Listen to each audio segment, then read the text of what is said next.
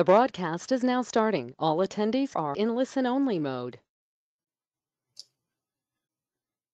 Hello and good morning, everyone. My name is Eric Edwards, and I am a financial advisor and federal retirement consultant here at GIBA. Want to thank you again for attending this presentation. And during this presentation, I'm going to provide you with a very high-level overview of various components of financial planning that federal employees should focus on as they continue and really consider investing strategies, and more specifically in retirement planning. Now, before we start, again, I'd like to thank Janine Porter and the Work-Life Service and Employee Program for coordinating these webinars for you. GIBA loves educating and serving federal employees, and we're honored to be a partner with you in this endeavor. So let me give you a heads up, though, and let you know that although there are a lot of slides and a lot of words on these slides, as I present, I'm going to highlight some key elements to consider. So rest assured, all attendees will receive a complete copy of the deck for you to review. However, even after receiving that, there's probably going to be some questions, but just keep in mind that this presentation is a general overview. And many of you might already be on track with your financial planning, while others may still be wanting some help. And if you want help evaluating your situation, please reach out to a financial advisor who has worked with federal employees, or you can always reach out to a skilled organization like GIBA that has a proven track record of working with federal employees who, like yourselves, are seeking solutions to safeguard their financial future. So, as far as answering questions people have sent in, we're going to answer a lot of them during the webinar. However, if you feel that your question wasn't answered, please make certain to answer, to put those questions in the survey that you complete at the end. And we'll be sure to get those questions out to you via email in the coming days. All right, so for those of you who've never heard of GIBA, we are a nonprofit membership organization created over 60 years ago by the NSA, and we serve all federal employees. We are governed by a volunteer board of members made up of federal employees like you, who ensure we are continuing our commitment of protecting our members against uncertainty through providing essential financial solutions. And membership is free. Once you enroll into a plan or a service, basically you become a GIBA member, and once a GIBA member, always a GIBA member. And I love working at GIBA because I love helping people make informed decisions about their family's financial well-being. And GIBA members love GIBA because they can take advantage of specially negotiated group discounts and pricing, as well as exclusive solutions like professional liability insurance and emergency travel plans. Also, GIBA members have access to a team of licensed investment advisors who stay informed with federal employee benefits.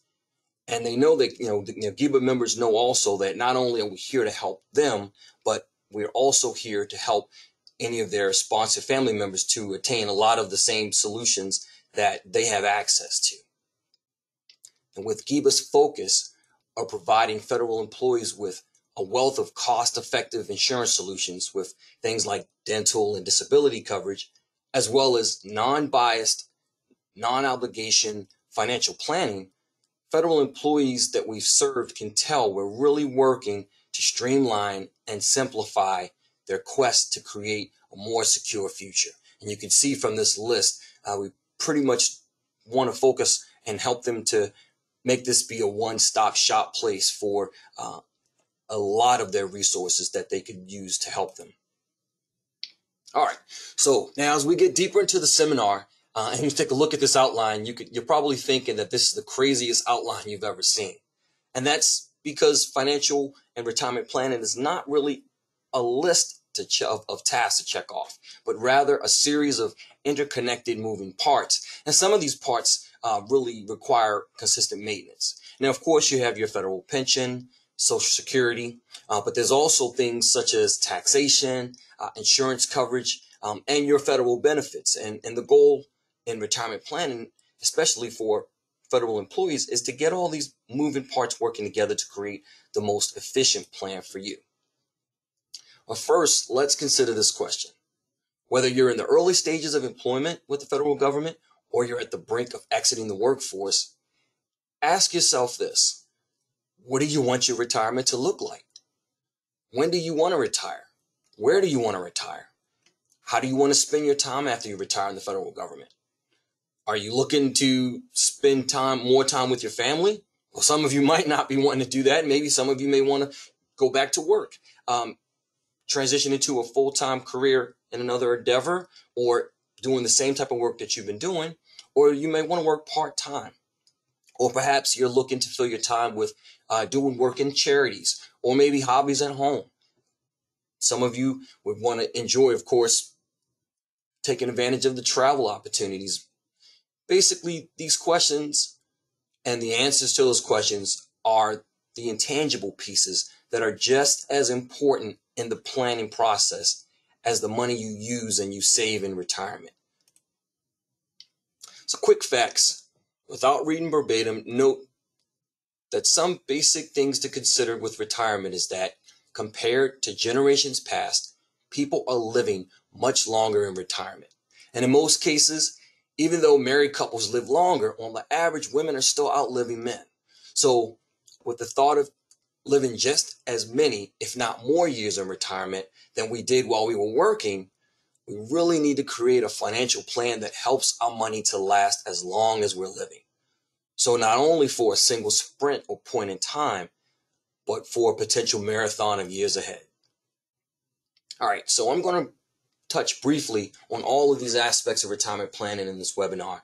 And many of these are individual seminars on their own, like there's a Social Security seminar that's going to be coming up later on, provided by my colleague Chris. And my goal this day is to really provide you with a starting point. Okay, so in looking at retirement income specifically here, not the end goal, but the next, that transition. When estimating income and expenses in retirement, people usually select one of two philosophies of thought. In seeking to maintain their current living situation, one of those situations could be where you're considering most of the debts and financial obligations being reduced or eliminated by retirement. So a person would be able to live off of potentially 60 to 80% of their salary. Now, in the opposite end of the spectrum, there's others that seek to detail every possible expense that could occur down to the penny. At GIBA, we focus on incorporating both thought processes into our financial planning strategy to empower federal employees with a plan that will take care of the necessary expenses as well as better safeguard them for situations of uncertainty. Federal employees can have many sources of income in retirement. Now, of course, you have individuals that are about 2% of you on this webinar perhaps are CSRS employees, and while the majority of you are FERS employees. So you have that pension. FERS employees have access also to Social Security. Then there are savings plans, retirement savings plans that are provided. Federal employees have access to the TSP. And if you worked at a previous employer in the private sector, or maybe in a county or nonprofit, then you either have a 401k, 403b, or 457. And then there are IRAs, whether they be traditional IRAs, which are pre-taxed, or Roth IRAs, which are funded with after-tax dollars. And then there's also the non-retirement investments. So all these pieces play a role in a person's retirement income and places where you could pull money from. Now let's keep getting deeper into the federal annuities, the federal pension plans. Now, again, CSRS, there are, I believe there's probably about 2% of you that are in that category. And what I would say is specifically for greater details on this program, please reach out to your HR coordinator, or you can reach out to GIBA and we can provide you on some specifics. But the key things to kind of really focus in on, because is that there are several calculations to really creating the actual pension for Social Security. For the CSRS employees. Really, the biggest thing is you made a faux pas with mentioning Social Security. The key thing that there's 2 points is that there's little to no Social Security benefit with the CSRS employee. A CSRS employee would only have Social Security benefit available to them if in fact they had a job either before or after their federal employment, or if they had a gap in employment and they might have worked for the private sector during that time frame. But the second takeaway from this is that a CSRS employee has a lot of flexibility, though, when it comes to a survivor benefit. They can choose any number between 55% of the retirement benefits for their survivor, or they can bring that all the way down to 0. So again, there are several factors that are used to calculate the CSRS pension. And in this scenario, you have Sean Jones, who had been working as a CSRS employee for 25 years of service, retiring at age 60, making with a high 3 of $100,000 a year. So now, with that being the case, there's a calculation for every group of years, and that calculation in this scenario for 25 years of service calculated to be 46.25%. That would be the retirement factor that we multiply times his high 3 of 100,000, and that would provide the pension per year. Now, of course, if he had a survivor benefit from that, that would be deducted from the pension payment. In addition, CSRS individuals have access to a solution called a voluntary contribution plan that gives them the capability to provide some additional tax diversification and support with their retirement planning, which again, please reach out to us if you are a CSRS employee and want more information. For the bulk of you that are on this webinar, you are FERS employees, and the FERS retirement is really designed in the basically format of a 3-legged stool. The first portion being the actual pension itself. And then the second portion would be Social Security. The third portion would be that TSP. And with the FERS pension, you have a choice of survivor benefits of anywhere between 50% of that pension if you were to pass away, or 25% or 0. So, and for 50%, that means that whatever your pension calculation would be, you would pay 10% of that would be deducted for you to cover that actual survivor benefit. 25% would mean that you would pay 5% of your pension to cover that, and then of course 0. There would be no payment along with that. And with the TSP gives you an opportunity to contribute. If you were to, I don't know if any of you had attended the previous webinar, but with the TSP gives you the capability that the government will match up to 5% of your contribution so pretty much dollar for dollar. So in essence, if you are only contributing 3% of your salary, then you're leaving money on the table with that aspect. But I would always encourage to contribute at least a minimum of 5% in order to get the entire match. So now with that FERS annuity calculation, if you have more than 20 years of service and you are over the age of 62, then your pension retirement factor is going to be 1.1 times the years of service. And all other that qualify for retirement that don't fall into those two criteria would come in at a 1% year, so times their year of service. All right.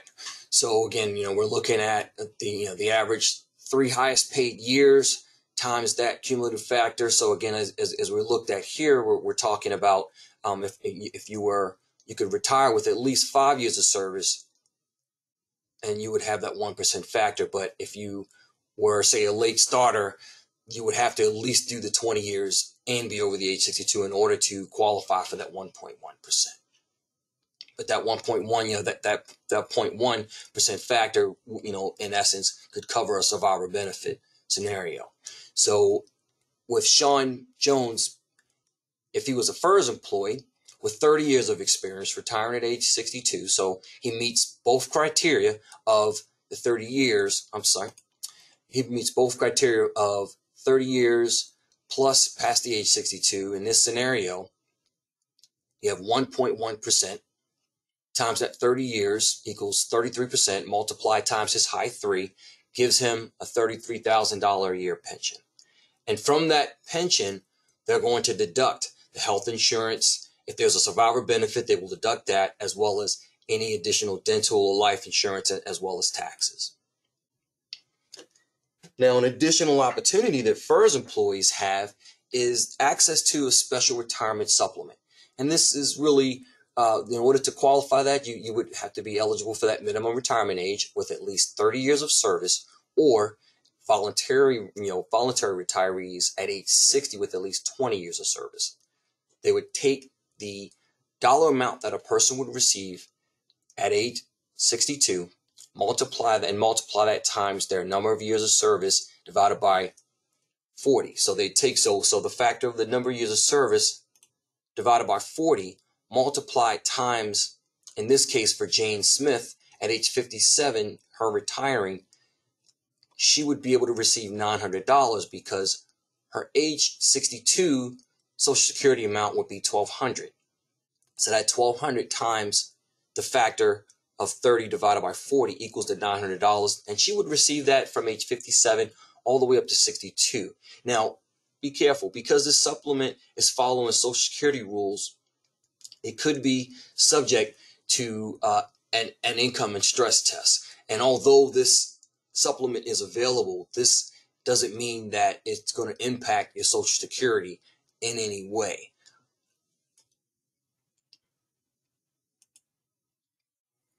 All right, so now for the Social Security portion. And again, there's going to be a deeper dive in a webinar later on this afternoon. So I'm going to highlight some of the specifics. How do you qualify for Social Security benefits? Basically, through working, we earn credits. And after earning 40 credits, at least 40 credits, which is 10 years of work, that automatically qualifies you for that retirement benefit. Now, what they're going to do, what Social Security does is they will take an average of the 35 highest earning years. So if you've worked more than 35 years, then they're going to average out and take the highest of those 35. And if you've worked less than 35 years, what they will end up doing is they actually will have, for those missing years, they will be counted as zeros with that. But what they do is, as they're making that average will provide you with the full retirement amount that you would actually receive at the point where you'd qualify for that full retirement age. And looking at the full retirement age, that Social Security benefit, when you take it, would really be of a benefit to you, not just short-term and long-term, but also long-term. So I would really suggest you consider looking at Social Security as a second pension, similar to your first pension. In this case here, if a person's at full retirement age, if they're going to be able to receive 100% of their Social Security benefit at age 66, if they were to make a decision to take their Social Security benefit at an earlier age, say at 62, notice that on this graph that a person would only receive about 25%, would receive 25% less than what they would actually be eligible to take advantage of.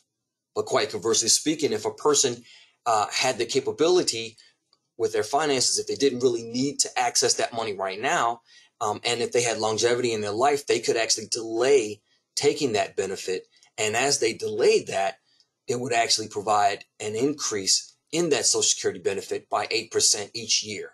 And that benefit could be delayed as far out as age 70. So it's really important to really evaluate what your needs are to determine what would be the best scenario for you. Because whenever you take this and you're looking at these three major categories of benefits, whenever you take your retirement benefit, that will be the benefit that you would be moving with for the rest of your life. So if you take it earlier, then that aspect alters the amount of Social Security benefit that you could have, you could actually obtain over a lifetime. But in this scenario here, we're looking at the three major benefit categories. The first being your retirement benefit. And then if you have a spouse who is, say, a homemaker or ineligible for Social Security, that spouse could take advantage of up to 50% of your benefit. And it doesn't impact your benefit whatsoever. But then if there are two individuals who are both wage earners and both qualify for Social Security benefits. The third category of benefits will be the survivor benefit. Now, you have an opportunity that if one of the spouses predeceased the other, then that surviving spouse has the capability of either one, maintaining her or his own Social Security benefit, or they can take on the benefit of the deceased, whichever one is the higher. You can't keep both, so but they have they do have the opportunity to take advantage of that. And so again, as I alluded to earlier, one really has to consider thinking about the facts that we talked about earlier as far as people living longer. Let's say if you have a spouse who is maybe much younger than you, who might not qualify for as much Social Security, those things are something to consider. If you have assets that you may not necessarily need that Social Security now and you would want to have a stronger income in your later years, then maybe delaying that might be of a benefit. However, if you have health complications, there may be a need for you to stop working early and start taking advantage of it so you can have that income coming in. There is no exact right or wrong answer or decision. The key thing is, if you're not certain, reach out to a financial advisor. You can always reach out to an advisor here at GIBA, and we can help you through that scenario. All right, so let's talk about retirement plans, and we'll talk about the thrift savings plan.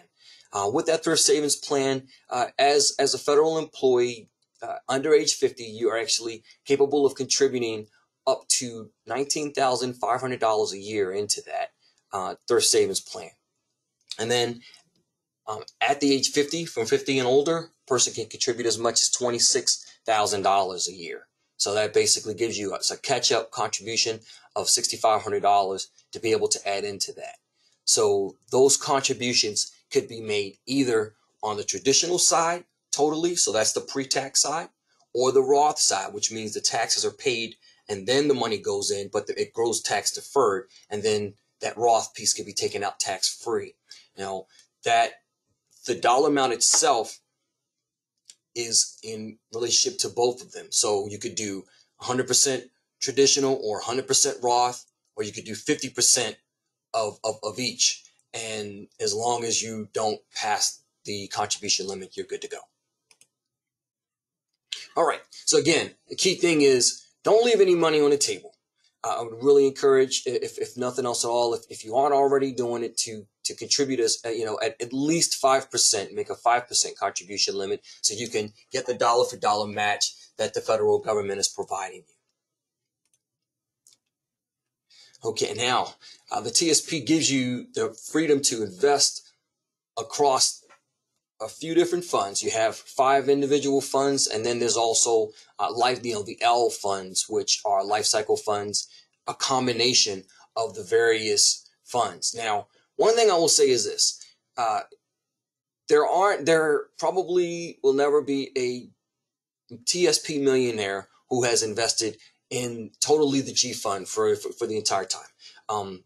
Right now, the G fund will be a great place if you're considering total safety. However, in considering how long you might be having that money invested before you start to use it, and then how you're going to use that money in retirement, it would be important to really create a strategy that is really going to be a mixture of the various funds to give you growth potential later on down the road, but then also kind of considering your risk and comfort level as well. And please reach out to a financial advisor for specifics, or you can reach out to GIBA's financial advisor team and we can help you with that. Now, many of you might have been working and saving your TSP back in 2001, more of you in 2008, and almost all of you in 2020. So everyone has seen, experienced, and or at least stomached the ups and downs of investments in the stock market. And if you're wondering which slides to print and keep handy, this is one of them. As much as we want to know exactly when the market may experience a correction, I can tell you that even the sharpest minds in the world don't know exactly when we might experience a drop. At least they can't exactly say that to 100% certainty. That's like forecasting the weather and not even trained meteorologists have been able to do that with 100% accuracy. The key points to remember are to one, stay invested. The importance of staying invested is valuable. And the key thing is you want to stay invested when you're considering what you're going to use the money for. Think of the purpose. And two, use a diverse mix of investment choices. So a fun mix and match that is really going to provide you with the growth potential you're looking for, coupled by the level of comfort of risk that you're able to stomach. Now, if you can handle this all on your own, great. If not, please reach out to Giba and we can help you with an asset allocation on that. All right, so now as far as removing funds from the TSP, once you retired, you had the capability to take any amount over $1,000 once every 30 days. Now, you can take a single payment that comes out directly to your bank, and if it's from the traditional side, it will be taxed. It's going to be taxed. You can also do installment payments that'll come to you. So if those withdrawals come directly to you, then it's going to be taxable. If it's made in the name of John Doe, as an example, then it will be taxable. If you're considering a non-taxable distribution outside of a Roth distribution, another way to do that would be is a person can do a direct transfer to an outside IRA, individual retirement account. In essence, what a person would be able to do is, instead of having the money come to you, have that money go from the TSP to another organization, and in doing so, it would not become a taxable event. And this could happen at any age if you've already separated.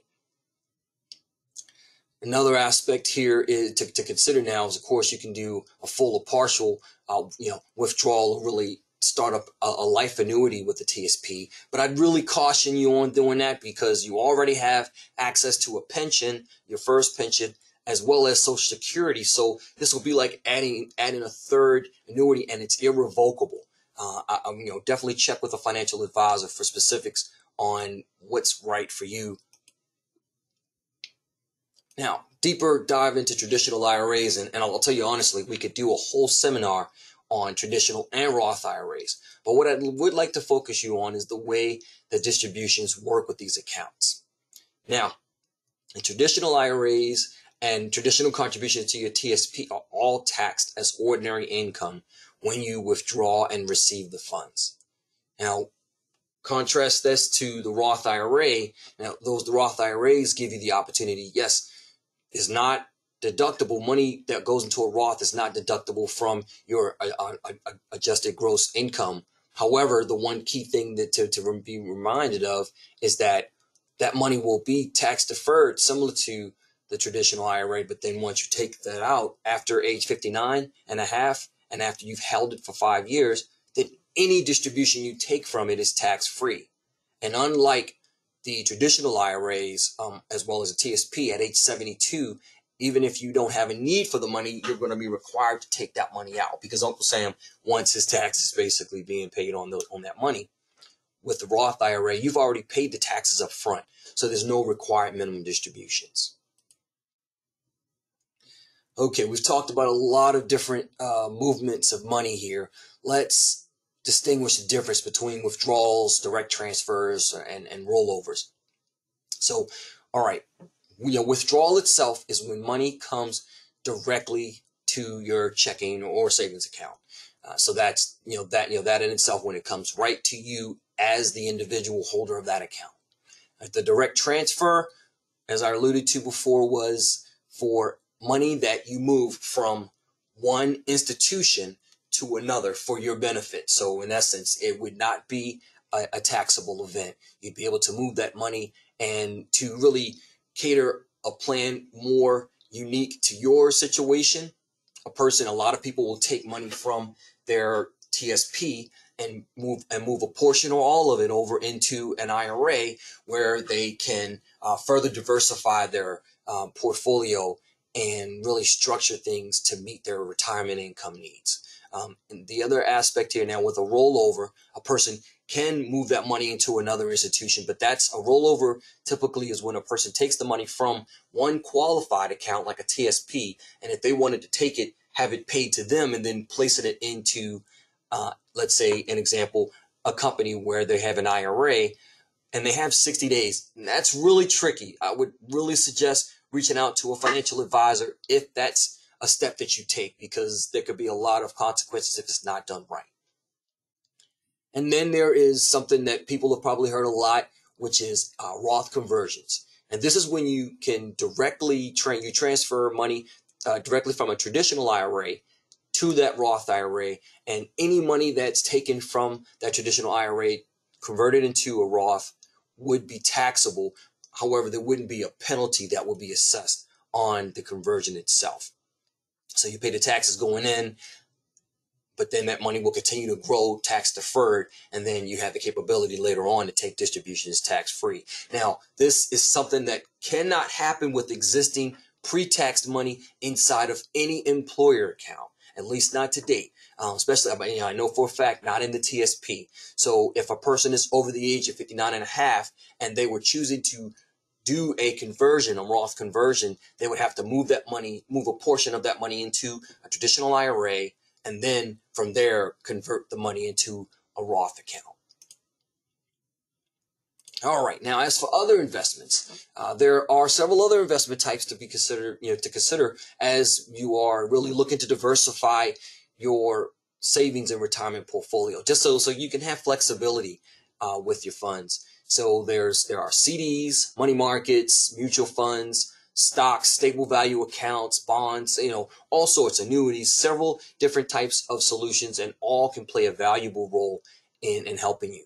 But keep in mind, don't confuse the investments with how the accounts are titled, because the key thing is, let's say, for example, if you have Eric's IRA, Eric could have let's say if I have a Roth IRA, I could have a Roth IRA that might have several types of investment solutions inside of it.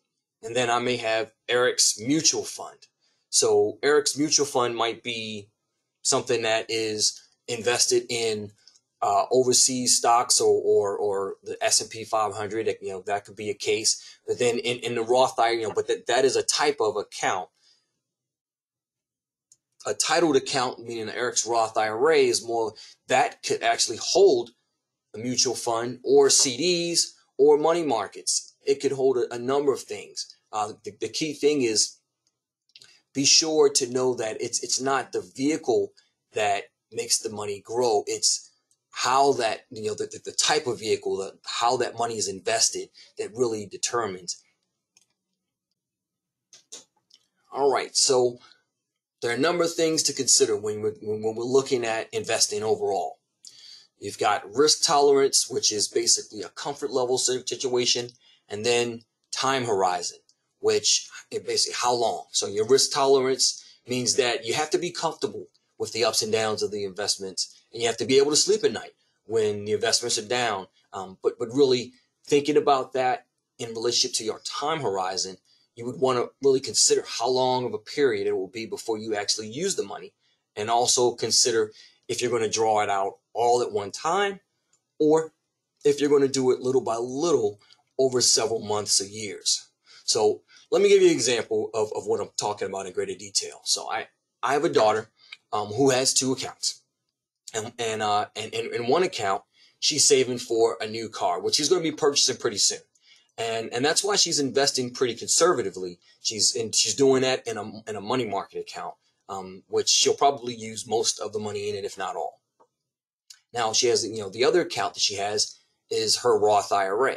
Now her Roth IRA is invested with a mix of higher growth, pretty aggressive mutual funds, and she can do that because she has a retirement horizon that's like 40 plus years away.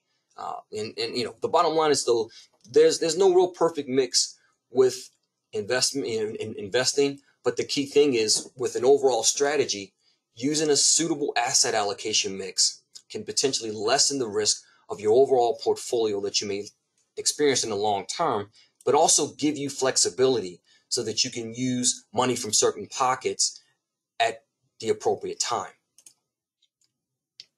All right, so again, I've been using the words diversification and asset allocation almost interchangeably. So let's kind of talk about asset allocation. Basically, because you're looking at asset allocation being a process really developing a diversified portfolio. So you want to have a wide variety of different assets within that. And we've talked about CDs and money markets and savings accounts. That's going to be your short-term area. Then you're going to have like an intermediate area, provide you some conservative, safe environments with the bonds.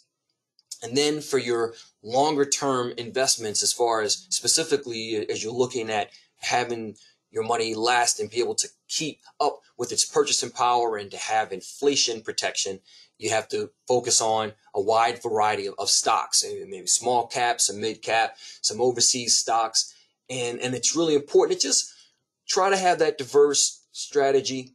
And in doing so, that really balancing that out, it adds tremendous value to a portfolio and can decrease your exposure to risk. Not eliminate it, but just lessen that, because as one area might be impacted, there's other areas that may still thrive. So, a typical rule of thumb that we would suggest is a rule of 120. If you're wondering, like, well, how much stocks should I have in my portfolio? Generally speaking, if a person is age 50, you would take their age, you subtract it from 120, and that'd give you about a percentage of 70% in stocks.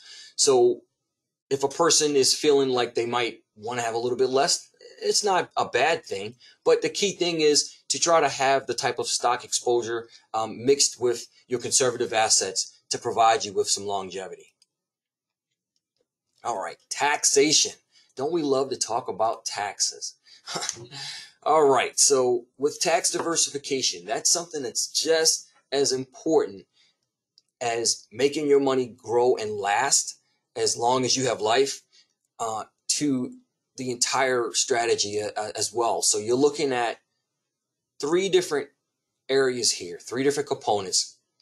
You've got your tax deferred money. Now, so money that's in TSP that's pre-taxed, or as well as your FERS, pension, and traditional IRAs, they're going to all be taxed as ordinary income at whatever tax bracket you're at the time. And, with all these stimulus packages that have come out, we have to consider what taxes may be doing as the years progress. They may go down, but more than likely, that's probably opposite the case. So the key thing is, really, there's going to be a lot to be concerned about on how you take that money and when you take that money. Now, then there's the tax-free options with the Roth. Now, of course, tax-free distributions can come from Roth accounts. And no matter how much you withdraw from these accounts, you're not taxed, at least not now. But so I would, definitely suggest that if you're looking to take advantage of tax-free distributions later on in life, if you haven't already started your Roth IRAs or Roth contributions, to really consider that and really evaluate that with a financial advisor, and they can really help you with the strategy on that. And then there's the third pot. This is taxable investments. Now, this would be like a CD or a mutual fund that you don't purchase inside of an IRA or inside of your TSP or an employer plan. Now, the principal amount has already been taxed when you receive the money as pay. You're purchasing that actual investment. Once you purchase it, now only the interest and dividends and the capital gains are going to be taxed each year. And then often that's going to be at a lower capital gains tax rate than what you would pay for ordinary income. The cool part about it is really having assets in each of these buckets can really help you better manage your taxes in retirement. Okay, so now when we're looking at deductions here, you're looking at a whole lot of things to consider. There's not really a lot that we can really deduct at this particular time, but I would really suggest that you really focus on understanding where your taxes are for your particular state. There may be a need or a benefit for you to pay taxes on a quarterly basis. You can do an estimate on that. But having that diversification really can help you, especially if there's an emergency that occurs, that can help in to lessen a heavy tax burden, especially if you have to take a lump sum distribution. If you only had pre-tax money and you had to take that from a pre-taxed account, it could be pretty heavy. Additionally, for the tax on Social Security, typically Social Security may be taxed at potentially around somewhere between as much as 85%. So you want to be concerned about that. And then even if you don't need money from those pre-taxed accounts, you will be required to take require minimum distributions. So think about ways that you might be able to start reducing that now before you get to that point. Things that could be done to reduce that would be, again, those Roth IRA conversions that we talked about. And we're not recommending to convert everything all right now. That would be probably a huge tax hit. Consider maybe spreading it out over several years. Or if you have taxable accounts, then you can offset the your losses with some of the gains that you have here. So basically, we're in a position where if you can start the planning now, then it could help you later on down the road. Now, as far as gifting is concerned, that's really only for qualified charitable distributions from qualified accounts such as an IRA. Now, you have that opportunity, and you'd be able to do that starting at age 70 and a half.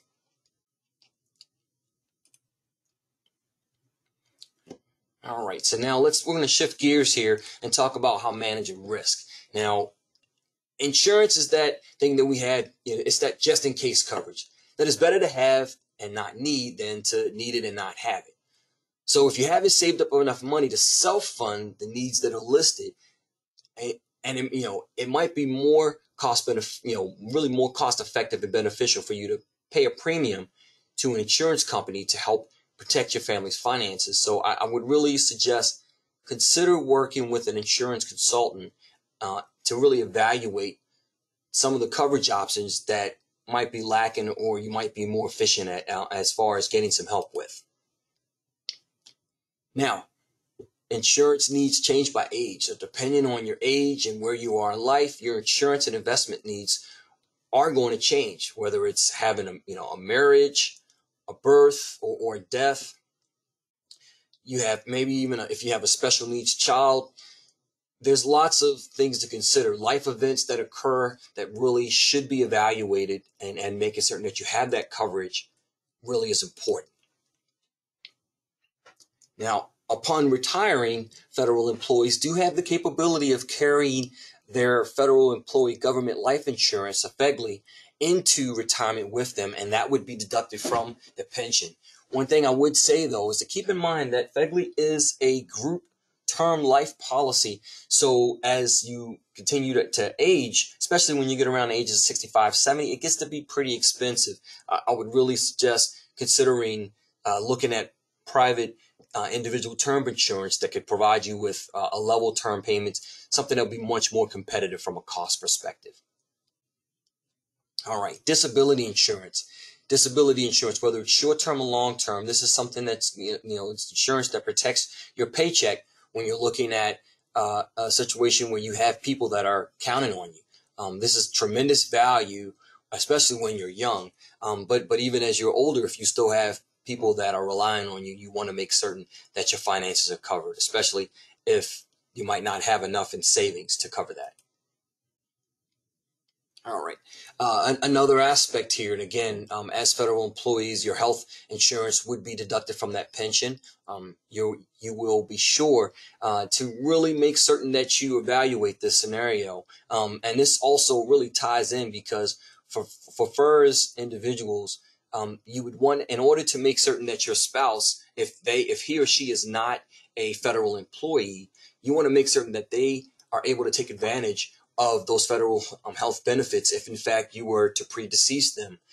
That would require you to have at least a minimum of a 25% survivor annuity, which costs you about 5%. But your federal health plan in combination with Medicare, when you sign up at age 65, would give you the opportunity to have the coverage that you need. Now, long-term care insurance, this is something that's actually going to be discussed by my colleague Kateri in the next webinar. But this is something that you want to make certain that you really look at, because people are living longer. The need to get that coverage, whether it's taking advantage of the federal long-term care program, or maybe looking at private care, which specifically private care works great for married couples because there's shared care opportunities or linked benefits, so that typically you want to make certain that you cover. There's a 90% possibility that one spouse may need that coverage. Then you have your umbrella insurance. This is insurance that if your auto or your home insurance isn't enough, if there's that big of a catastrophic event, that umbrella insurance could cover you. Now, looking at legacy planning, if there's, let's say you're the type of person, you're in a position where you have the capability of providing assets, or at least setting money aside. Some of you may want to position some of those assets that pass on to your heirs, and you're probably considering how to give the most that you can to them.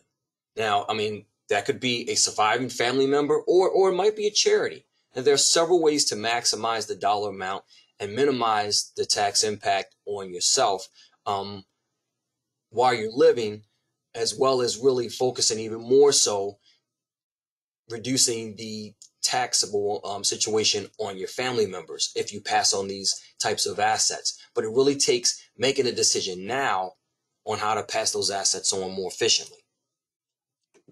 Now, in relationship to the Secure Act, that impacted non-spousal beneficiaries of qualified plans. So really, in essence here, you figure for any assets that are non-spousal, your spouses, they still have the capability of having access to those funds the same way that their deceased spouse would have it. But with a non-spouse, those beneficiaries, the two big takeaways with the Secure Act is that, one, all of the assets would have to be dispersed from a qualified account within 10 years after the date of death. Now, so if it's a Roth account, that could be great. It's no big deal because there's no taxes that are going to be required, and it's not going to be a big impact on that maybe a child, your son or daughter, or nephew or niece. But if it's a pre-taxed account and it's a pretty large one, it could be a pretty big tax hit.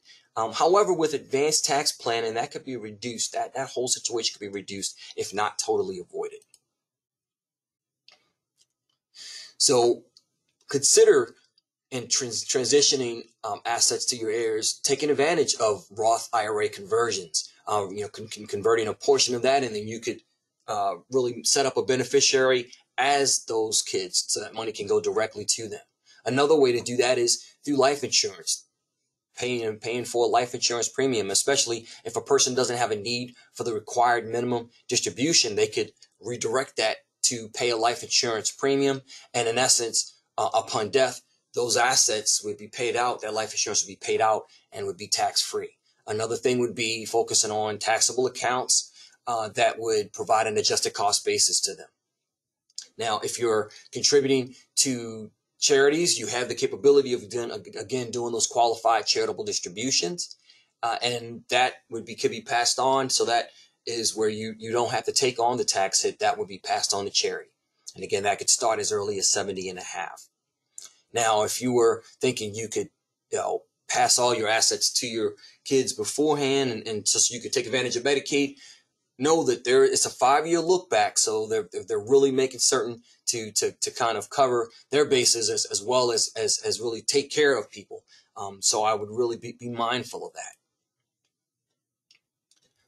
But really, to make decisions easier on you and those that you love, consider now planning on who's going to make those decisions when you aren't in the position of doing that. And some key things you can use is taking advantage of the medical directive, or having a financial as well as a medical power of attorney that's in place. You want to consider having a will, and that would also itemize potentially who your executor is. You want to make certain that you also, if in fact there's a need, say for example, if you have a second marriage or you have a special needs child, that you have a trust in place. Trust plans with the high tax consequences nowadays may not always be the need to have that, but in some cases, that could be a key element and really kind of alleviating a lot of issues. I would say you can speak with Giba. We can kind of give you some guidance. We cannot provide legal guidance, but we can help you to kind of talk through those things. I would say for further details, seek a lawyer to get more information on trust plans. And then the key thing is that you've been listening in because your retirement is your priority. And as you plan for retirement and keeping that in the forefront of your mind, always know you can borrow money for college, but you can't borrow money for retirement. If you started 20 or 30 years ago and you're still building up your savings and you've got a great plan or you're modifying it, that's awesome. And if you're starting your savings today, that's just as awesome too. But regardless of when you started, make it a priority to continue to plan or to get help with planning so you can make the most of what you're saving up now in your retirement savings. When you're needing help, as I may mention, you want to enlist the help of experts. For those trust or for legal matters, you can seek out attorneys. For your tax situation, seek out CPAs. Your tax advisor will provide you with some tax advantages and benefits that you have at your disposal now, as well as later on in retirement. Reach out to financial professionals that are certified, who provide you with the proven track record, that have designations that really are focused on federal retirement benefits, such as what you have access to, who have really a focus that is going to provide you with a non-biased, cost-effective recommendation. And that's something that Giba can provide. Again, like I said, if you have a financial advisor already, that's awesome. Continue working with that financial advisor. Get the most out of what you are looking for, because your future is important, and the key thing is you want to make certain that you have a professional. I drive a car. Most of us have cars, and I know a little bit about my car engine, but when I'm curious about something, if I can't find the answer in a manual, then I'm going to take it to a professional to make certain that professional can help me. And so I go out to a licensed mechanic that understands those cars and understands what's going on, listens and kind of gets an idea of exactly what I need, and helps me with that. Giba can be that basically financial mechanic for you and help you. And if you're on track, we'll be the first ones to tell you that you are. But if there are some changes that need to be made, we can provide you with guides with that. Here you see that we have information listed here on how to contact us. You can reach us at an 800 number, or you can contact us on my email. You can look at some information for us on the website. But Giba's here to serve all federal employees, as well as any of their sponsored members. And again, like I said, once a Giba member, always a Giba member.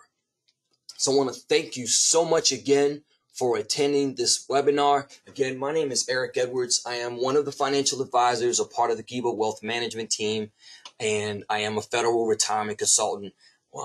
My colleagues and I would love to talk to you. And we've got, let's see, just maybe 1 or 2 minutes, but what I want to do is I can ask you, I'll go ahead and answer maybe 1 or 2 questions that I have coming in here. So one question is this. It says, can I tailor a plan to meet my needs? And yes, with a TSP, you could tailor your retirement account to meet your needs. The key is really understanding your time horizon and growth potential, as well as the risk that you can afford to take now and when the time which you're actually going to use the funds. Okay, then the second question is, how much of my salary should I be saving per month, and when is it appropriate to use it for unnecessary or expected purchases? So our financial team recommends that you should create an emergency plan and save at least 6 months of your monthly savings in a liquid savings account or retirement account. So when, you don't want to be pulling from your retirement account. You'd actually want to make sure that you pull it from that savings account, because you don't want to pull from your retirement account and take money out of your future. Basically focusing on covering your unexpected expenses from that savings account would give you the capability to not have that major tax impact in the long run. So With that being the case, we're going to wrap up. We'll be sure to get any additional questions answered for you via email. I want to thank you for attending. And next up was going to be Kateri Turner. We'll talk about long-term care alternatives. Thanks again for attending and have a great day.